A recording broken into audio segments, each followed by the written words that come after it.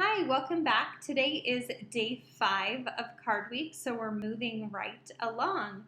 Today I thought I would show you a technique with lots of repeated stamping. So you'll see on my work surface there, I've already adhered down the front of my card. And as it is right now, that card base is 4¼ by 5½, but I will end up trimming that down. So what I started with is that stamp from Wildflower & Company that comes in the kit, and the stamp says hello there. And what I'm going to go ahead and do is cut off the part that says there because I want to do some repeated stamping all over the front of my card here.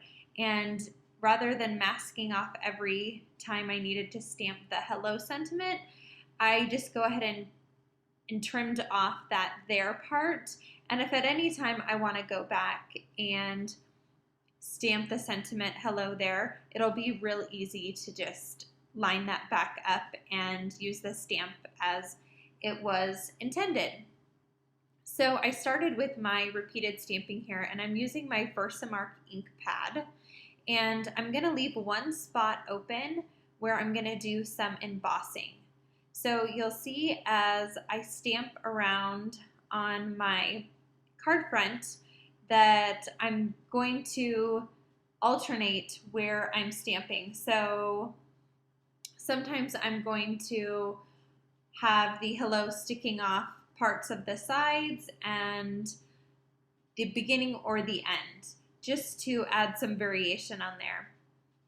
And also as I press the stamp pad down, then I clean all around my stamp press to make sure that any excess ink that got on the stamp press won't transfer to my card front. So I'm just going to continue covering the front of my card base. And I was a little concerned here about the ink that is on the washi tape transferring onto those little foam pads.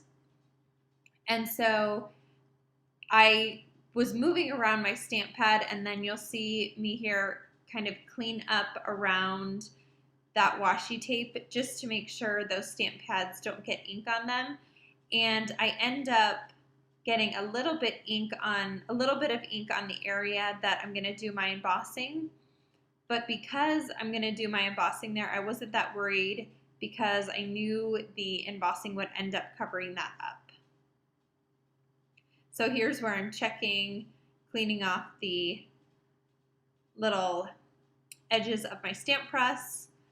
And now I'm going to go ahead and clean off the edges, and I'm going to bring my heat gun over and just apply a little bit of heat to that card front to make sure everything's completely dry before I go ahead and do my embossing. If any of that ink is still wet when I go ahead and try to do my embossing, then I'll have embossing paste sticking where I don't want it to stick. So I'm just going to make sure that's all nice and dry. And then I'm going to do my embossing sentiment right in the middle there. So after I double check and see that's all dry, I see that the stamp press left a little mark on my white area. So I'm just taking a little bit of a adhesive remover and a straight knife, just scraping off the top layer of that card front and then smoothing it back out, and nobody will be able to tell. So I'm taking my magic powder bag and I'm prepping that surface. And right before I'm about to use my Versamark, I see a little bit, I see a little bit of the black ink still left on my stamp. So I just clean that off again, make sure it's nice and clean, and then I go in and with my sticky ink, and I will stamp the sentiment right in that open spot. I'm taking my Ranger embossing powder in platinum, and I'm gonna go ahead and emboss that sentiment in that spot on the card. So again, heating up my heat gun, making sure it's nice and hot before I bring it to my card base. And then as soon as that embossing powder starts to melt, I am all set. So now what I'm going to do is I'm going to take some of my Distress ink and I'm going to color in that embossed hello. So again, with some washi tape, I'm just going to adhere that down to my mat. It isn't necessary, but I like doing that sometimes just to make sure that it's not moving around as I'm trying to work. So I have a little paintbrush that has the water inside of it, and I'm going to go ahead and use that along with 5 colors of Distress ink. The same colors that I used in my previous video. That's picked raspberry that I'm going to go ahead and start with, and that's going to go inside of the H. So I'm just going to smush that stamp pad down on some packaging and then pick the color up with my water brush. And I have a paper towel close by just to make sure none of that color goes outside of my embossing. So I'm just touching the paintbrush to the picked raspberry, pulling it in, painting on inside my H, and then drying off. Next, for the E, I'm going to use Wild Honey. So just painting right inside that E. And pulling up all the ink and then filling it in. Next, for my first L, I'm going to use the Distress ink Peacock Feathers. So pulling that down in the first L.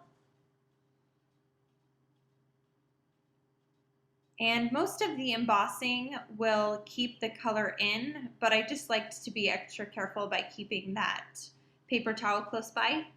The next L is Chipped Sapphire.